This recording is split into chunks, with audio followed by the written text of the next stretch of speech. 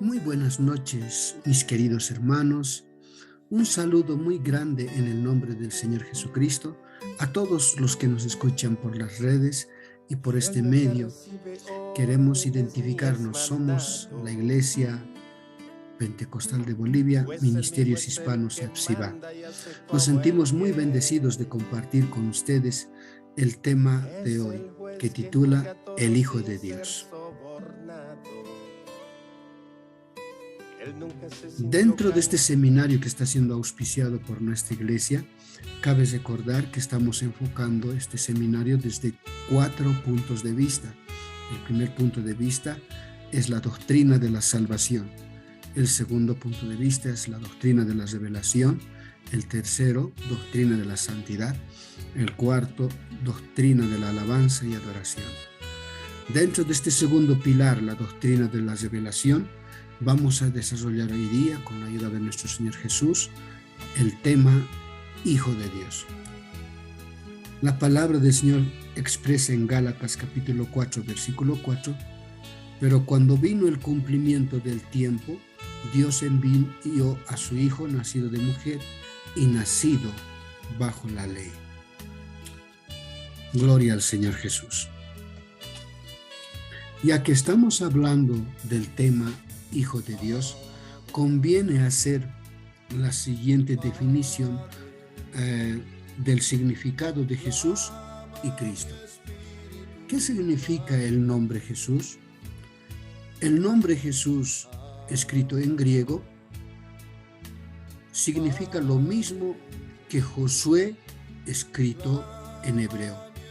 El significado de ambos nombres, Jesús en el griego y Josué en hebreo, significa Jehová Salvador o Jehová es salvación. Este es el nombre que Jehová eligió para su Hijo, el nombre con el cual Dios se ha dado a conocer, tal como muestra San Juan 17:6 cuando Jesús oraba antes de su crucifixión, haciendo conocer que Él estaba revelando, que Él estaba manifestando el nombre del Padre.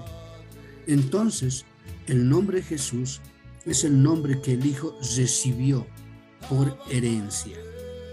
Hebreos 1:4 especifica con mucha claridad cuando dice, cuanto heredó más excelente nombre que ellos, hablando de nuestro Señor Jesucristo. Jesucristo heredó el nombre del Padre. Si analizamos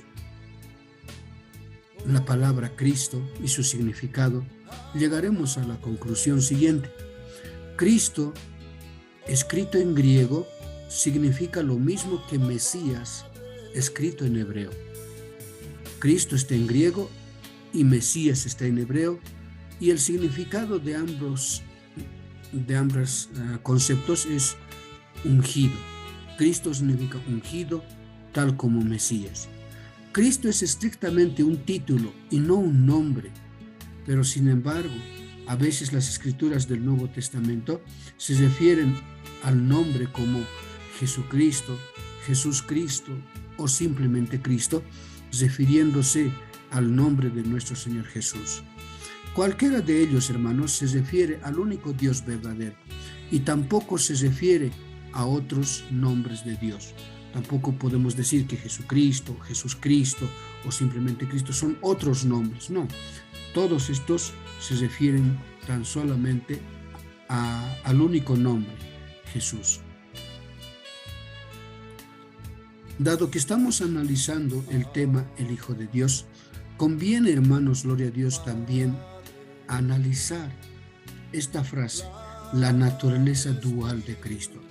En todo lo que estamos viendo en este estudio, en el cursar, hermanos, de este estudio, estamos dando cuenta que Jesús tenía doble naturaleza, como ningún ser lo tendrá jamás. Una naturaleza es humana. ¿Cuál es esa? La carne. La otra naturaleza es divina. ¿Cuál es esa? El espíritu. Jesús era a la vez totalmente hombre y totalmente Dios. El nombre Jesús se refiere al Espíritu eterno de Dios que residía en la carne.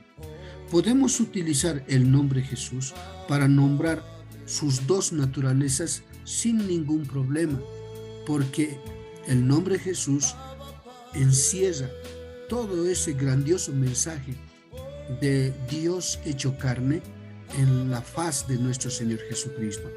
Cuando decimos que Jesús murió en la cruz, nos referimos a que su carne murió en la cruz, el Hijo.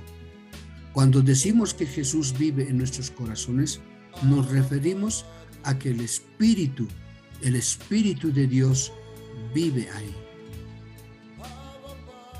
Por lo tanto, aquí tenemos algunos ejemplos en las Escrituras que ustedes pueden tomar en cuenta para demostrar esto que estamos exponiendo, la naturaleza dual de Cristo. Siendo de naturaleza dual, como hombre, Jesús hizo muchas cosas que dan cuenta de eso. Nació como un niño, creció mentalmente, físicamente y espiritualmente y socialmente como hombre, pero como Dios, Él existió desde la eternidad. Él nunca cambia. Si ustedes analizan con mucho detenimiento estos versículos, se van a dar cuenta de la verdad que se está expresando, que Jesús era de naturaleza dual o tenía doble naturaleza. Y estos son algunos pequeños ejemplos de eso que estamos expresando. Todos estos versículos, si ustedes lo analizan con mucho detenimiento, se van a dar cuenta cómo algunas veces Jesús procedía como hombre y cómo algunas veces Jesús procedía como Dios. Eso demuestra totalmente de manera muy clara lo que estamos exponiendo acerca de la naturaleza dual de nuestro Señor Jesucristo. ¿Cómo debemos entender las Escrituras con relación a la naturaleza dual de nuestro Señor Jesús? Nos preguntamos.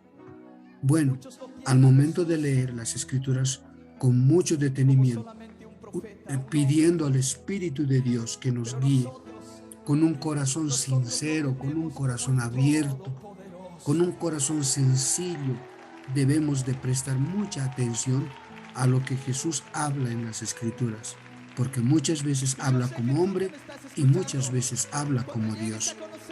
Si ustedes se dan cuenta de la experiencia de Jesús frente a la tumba de Lázaro, por ejemplo, en un momento, Jesús en ese instante demuestra que es todo hombre y es todo Dios, no dos personalidades distintas como nos hace entender la religión, no, sino en ese instante cuando Jesús estaba frente a la tumba de Lázaro, como hombre, él estaba llorando, él se sentía triste, él estaba angustiado por la muerte de su amigo. Pero al mismo instante, como Dios, él desplegó su poder, llamando a Lázaro por su nombre y resucitando al muerto.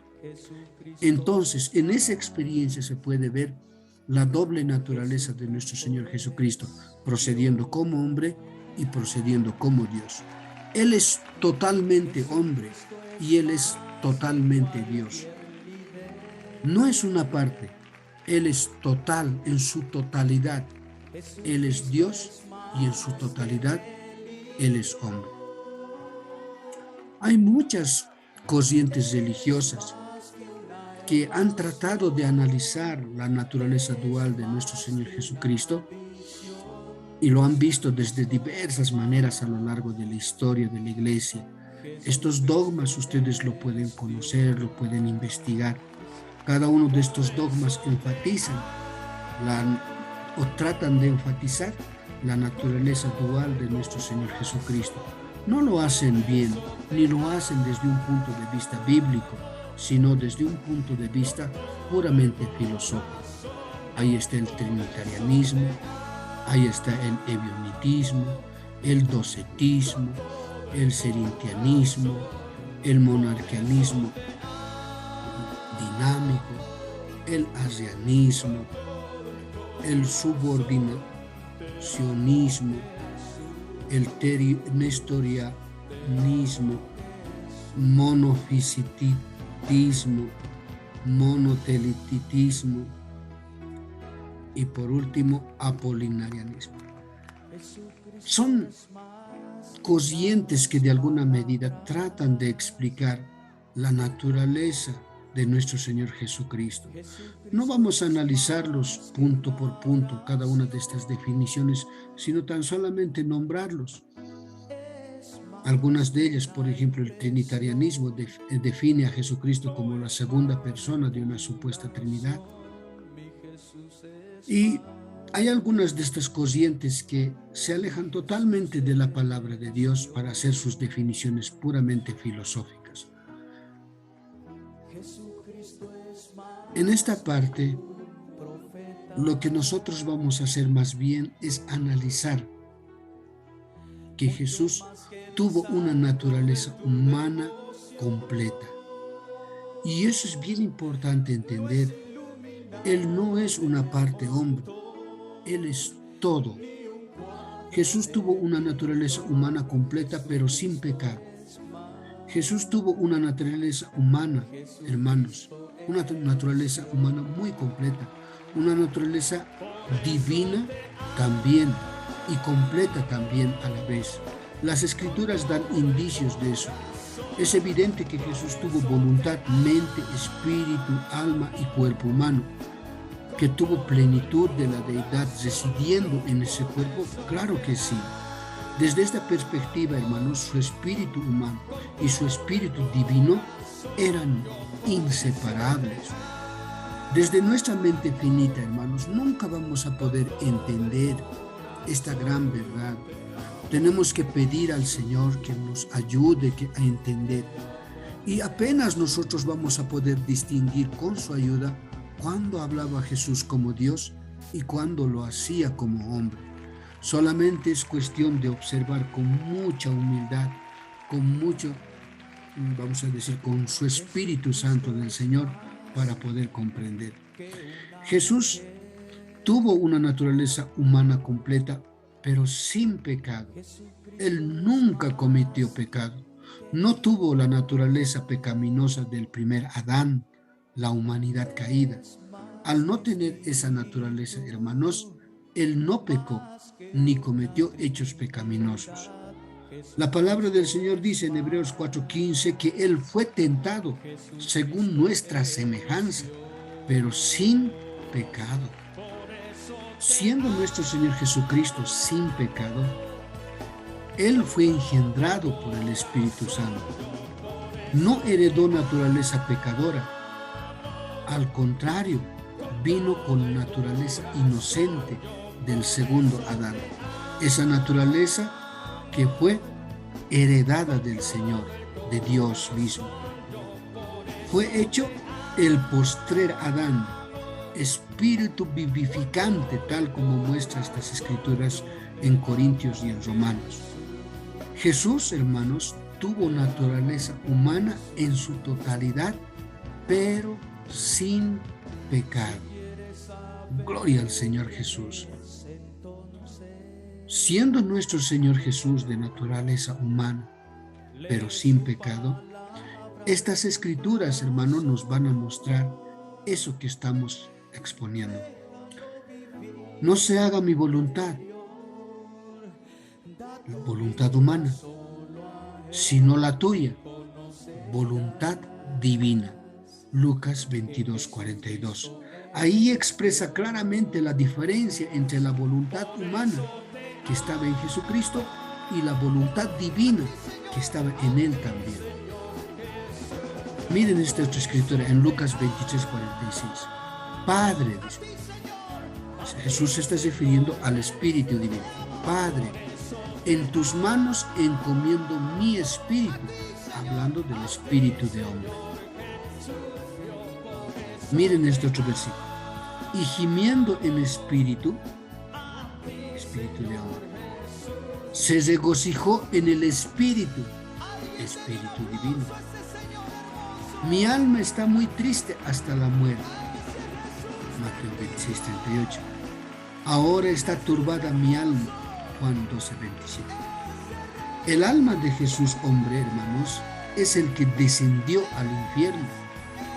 el Espíritu de Dios en Jesús no dejó que Él permanezca y los resucitó al tercer día.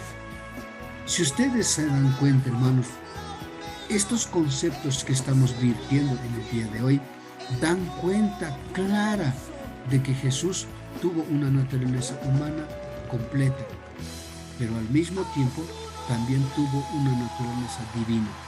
Amén. Porque dice la palabra del Señor, Hechos capítulo 2, 27, no dejará mi alma en el Hades, en el infierno. Amén. Gloria al Señor Jesús. Dentro de este estudio que estamos haciendo, hermanos, podemos hacer tal vez esta pregunta que muchos se hacen, muchos religiosos en su momento se hicieron. ¿Podía Jesús pecar? Una pregunta abstracta y engañosa porque Él nunca pecó.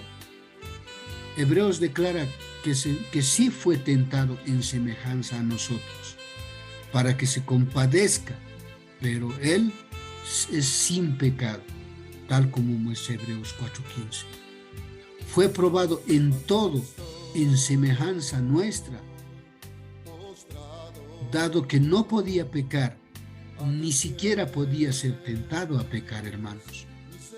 Santiago 1:13 dice, porque Dios no puede ser tentado por el mal. Entonces, ¿por qué tentó Satanás a Jesús? Tal vez nos haríamos esa pregunta. Pues simplemente la respuesta es clara, porque debía ser probado en semejanza nuestra, como hombre, naturaleza humana. Dios podía atenerse a su deidad para poder vencer al diablo, y lo hubiese hecho con una palabra, con un gesto, con un acto. Jesús hubiese derrotado al diablo.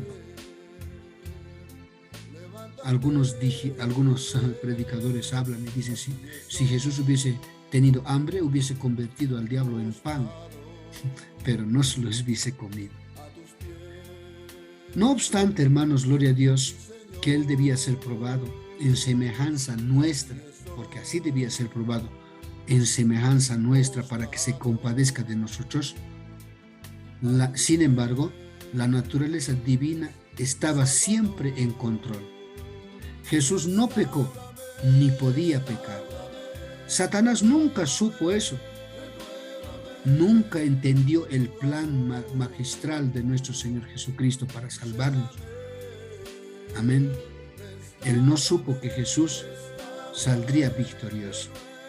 Y pensó Satanás, voy a vencer a Jesucristo como en el Edén. Así como en el Edén hice caer a Adán, así de igual manera lo voy a hacer caer a este segundo Adán. Seguramente ha debido pensar así, pero sin embargo Jesucristo era muy diferente al primer Adán en el sentido de que él tenía la inocencia, él tenía el espíritu, y Jesucristo era Dios mismo manifestado en carne. En otras palabras, hermanos, él no tenía la naturaleza pecadora que el primer Adán obtuvo cuando pecó.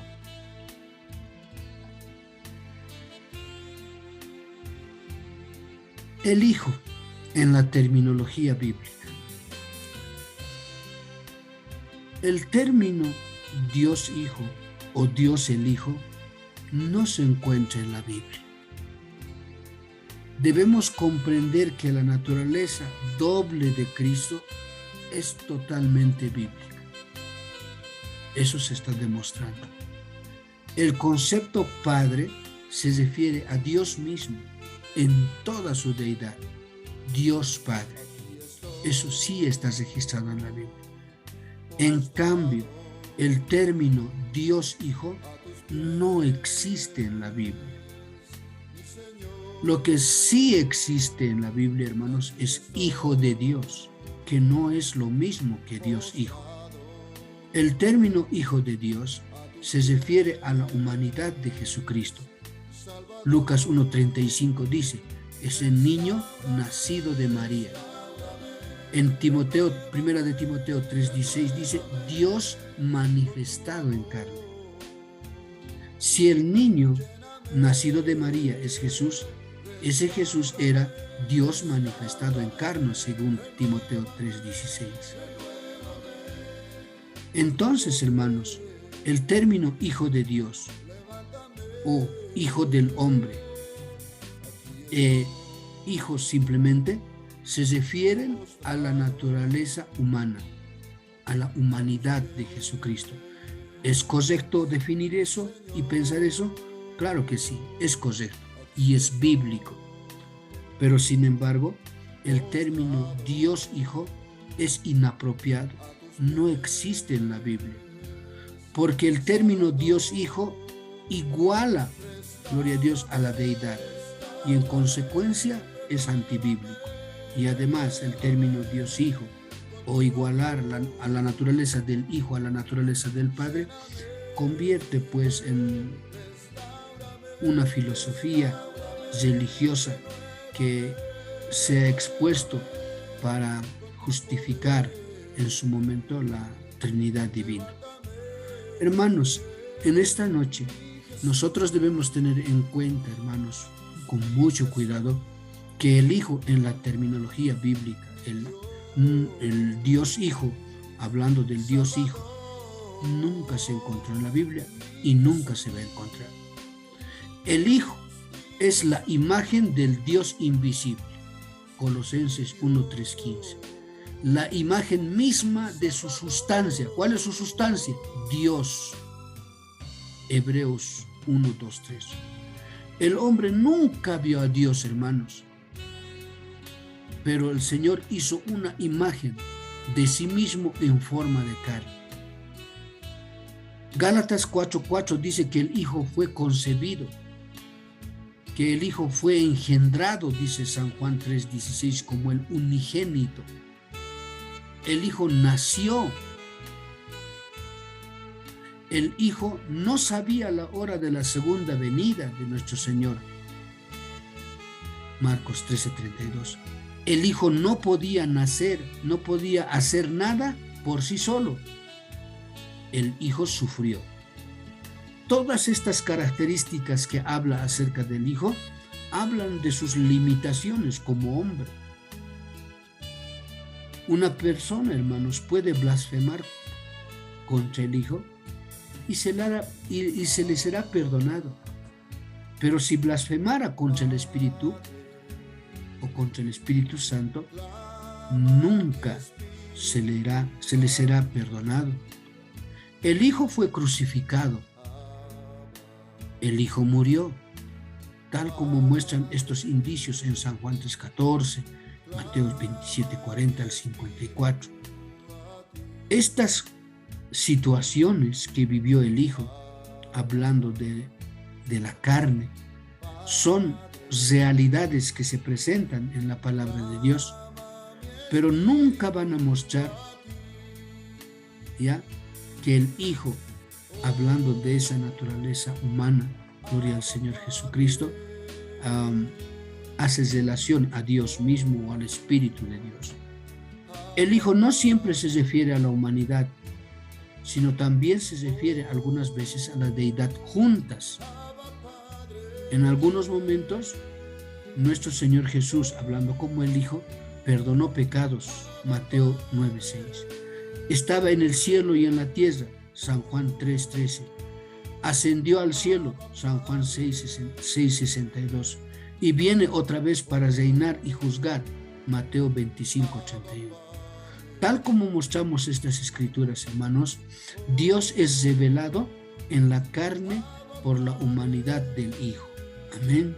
Gloria al Señor Jesús. Tal como muestra Juan 1:18.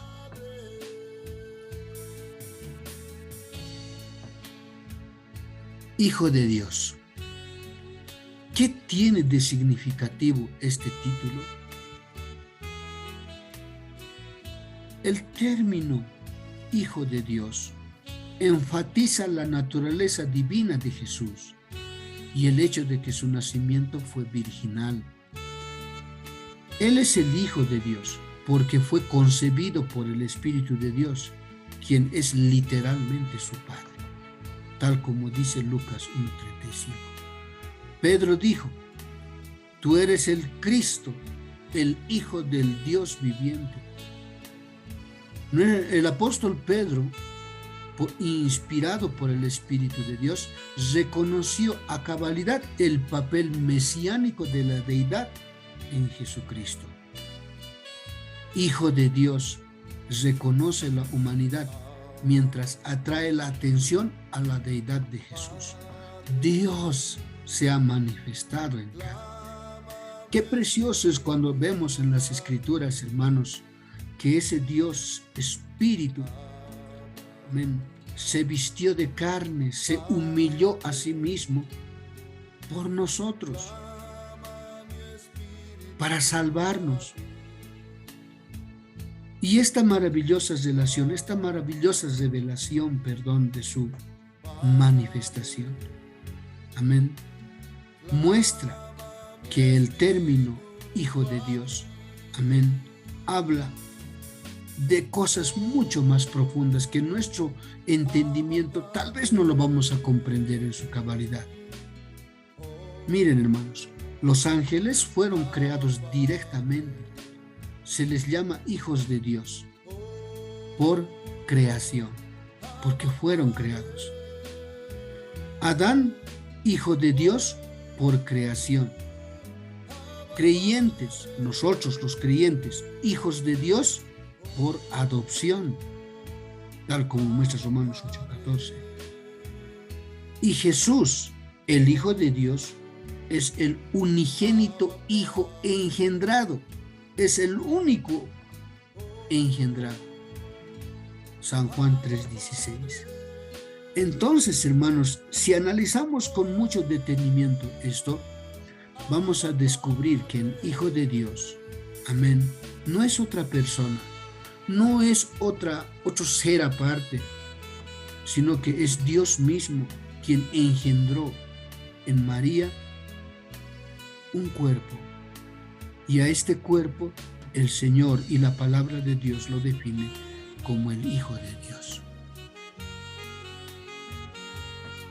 En la Biblia, en las Sagradas Escrituras, hay otro término también que más concretamente Jesucristo maneja: el Hijo del Hombre. ¿Qué tiene de significativo el término Hijo del Hombre? Enfatiza a la humanidad que Jesús era la de prole, de hijo.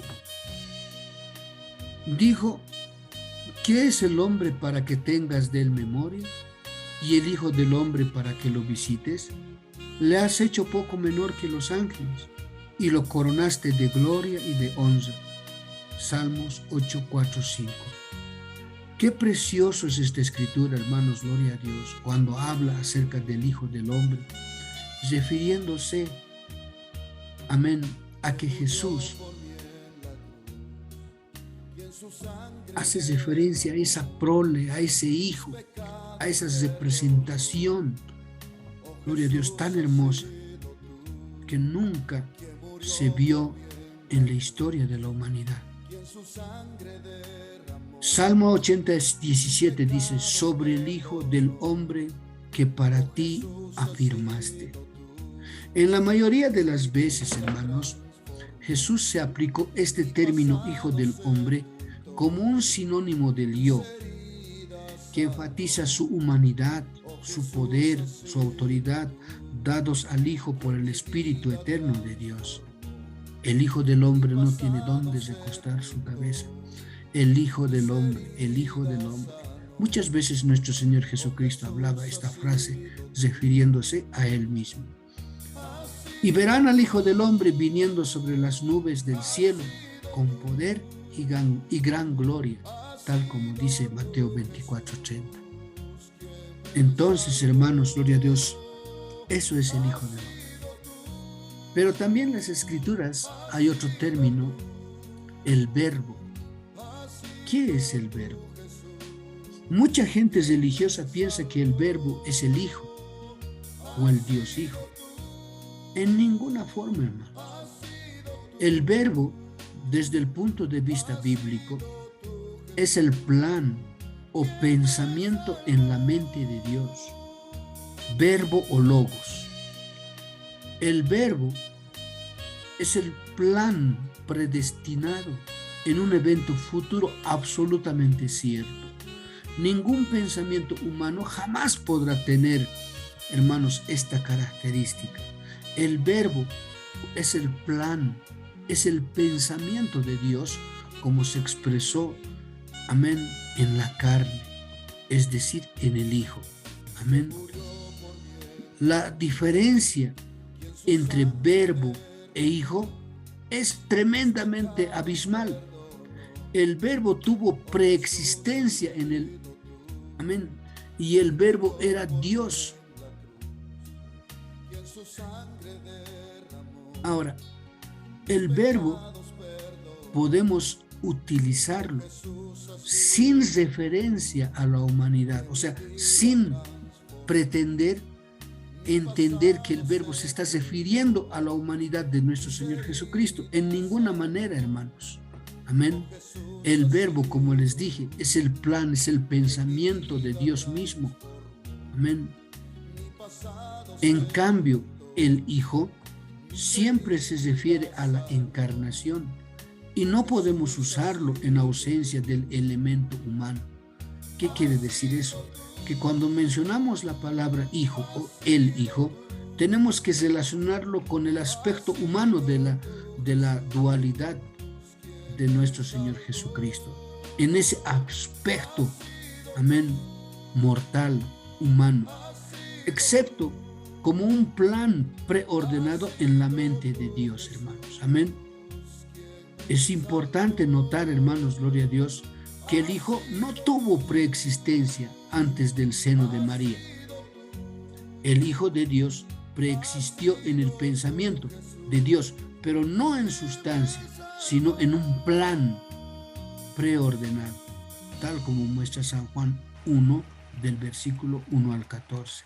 Entonces, hermanos, es importante que nosotros entendamos, hermano, aleluya, que el Señor, amén, toma al verbo como su pensamiento, amén, como su plan,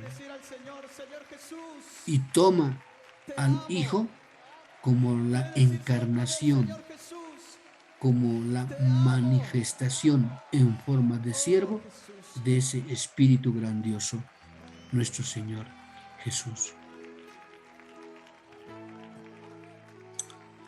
Si hacemos muy enfática esta situación, tendríamos que hacer esta pregunta: ¿Hijo eterno o hijo engendrado? San Juan 3:16 dice que Jesús es el unigénito Hijo de Dios. Muchas religiones asocian esta frase con el Hijo eterno, lo cual es totalmente incorrecto, hermanos, desde todo punto de vista. San Juan 3:16, el unigénito Hijo de Dios. La palabra unigénito significa único engendrado. Amén. Está hablando de engendrar, procrear. Indica un punto definido en el tiempo en el cual ocurre la concepción. A eso se llama unigénito. El engendrador, padre, siempre tiene que preceder, o sea, tiene que estar antes del engendrado, la prole, el hijo.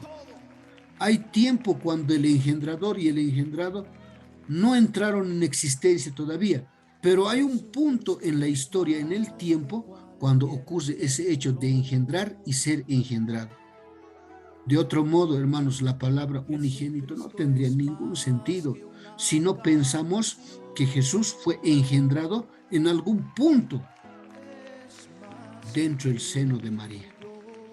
La palabra unigénito, entonces, hermanos, contradice totalmente la palabra eterno. Amén.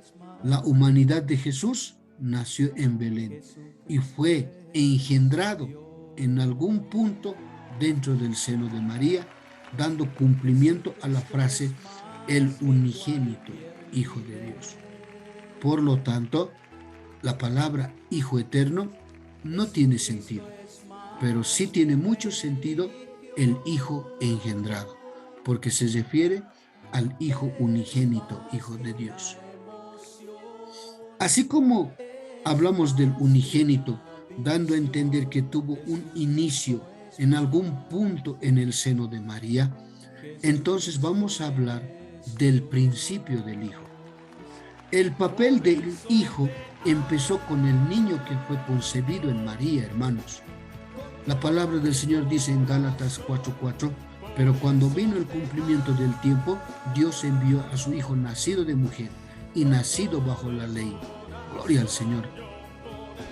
Es bien importante entender que vino el cumplimiento del tiempo, no de la eternidad pasada, nacido de una mujer, no engendrado eternamente.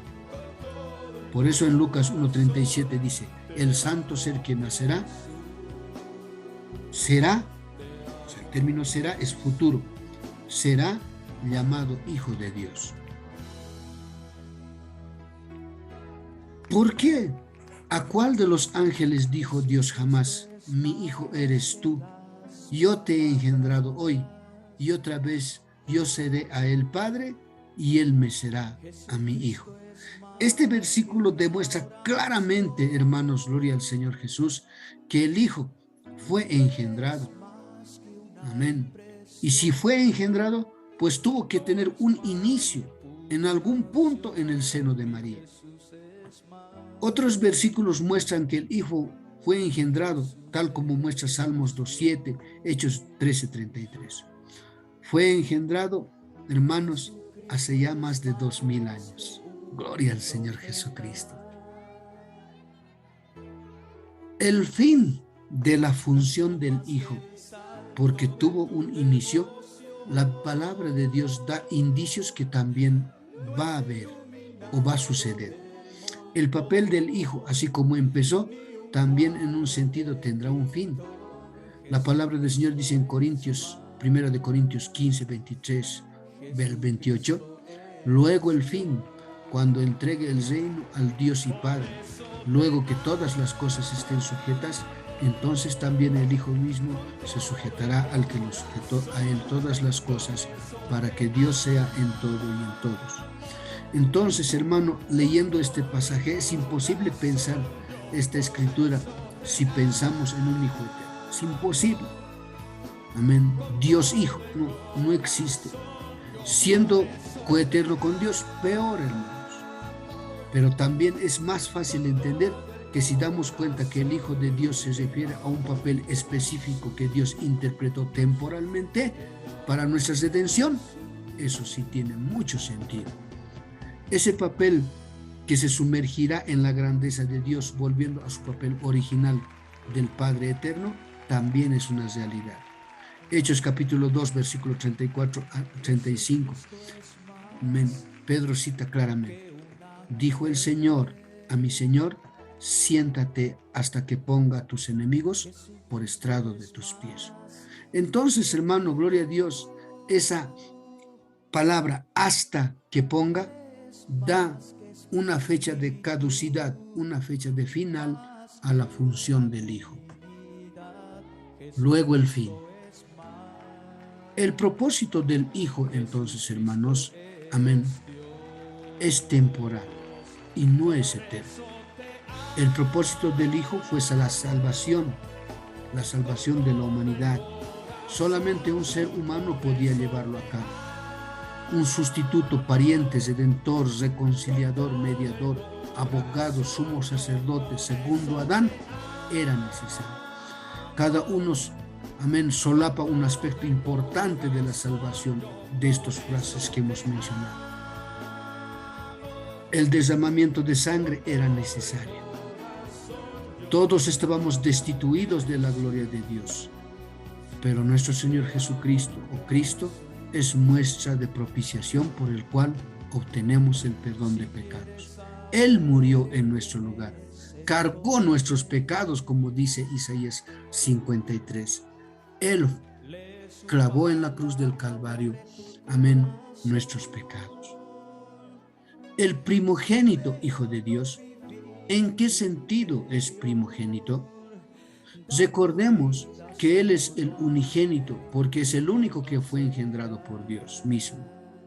Él es primogénito porque fue planeado antes de la fundación del mundo, en la mente infinita de Dios. El primogénito entre muchos hermanos, dice la palabra del Señor en Romanos 8:29. El primogénito entre los muertos, dice Colosenses 1:18. La palabra prototokos del griego, primicias o primero, hace relación a que Jesucristo fue el primogénito de toda la creación. Amén.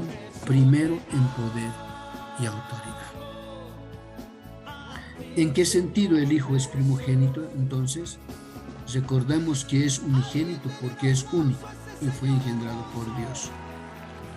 Entonces, podemos llegar a las conclusiones siguientes, hermano, a la conclusión de este estudio bíblico. Podemos usarlo, amén, hablando del nombre o del término primogénito, no podemos usarlo aparte de la humanidad de Cristo. El Hijo siempre se usa en relación al tiempo, pues tuvo un principio y tendrá un fin. Como Dios, Jesús tuvo toda la potestad, pero como el Hijo era limitado en poder, Jesús era ambos, era Dios y era hombre. La sana doctrina no enseña que Dios el Padre envió a otra persona o a un Dios Hijo, hermanos. Nunca enseña eso. Lo contrario, enseña de que tal manera amó Dios al mundo que se vistió de carne, el unigénito Hijo de Dios, y se dio a sí mismo para reconciliar al mundo con él en la muerte de cruz. La palabra del Señor dice en San Juan 17, cuando Jesús oraba: he manifestado tu nombre y lo daré a conocer aún, porque el amor con que me has amado esté en ellos. Somos la Iglesia Pentecostal de Bolivia, Ministerios Hispanos, EPSIBA. Nos sentimos honrados de compartir con ustedes esta palabra de Dios. No nos dejen y acompáñenos en el siguiente capítulo la próxima semana. Y cualquier duda y consulta, estamos para servirle. En el nombre de nuestro Señor Jesús. Este es mi Dios, que conoce a todo hombre por dentro y por fuera.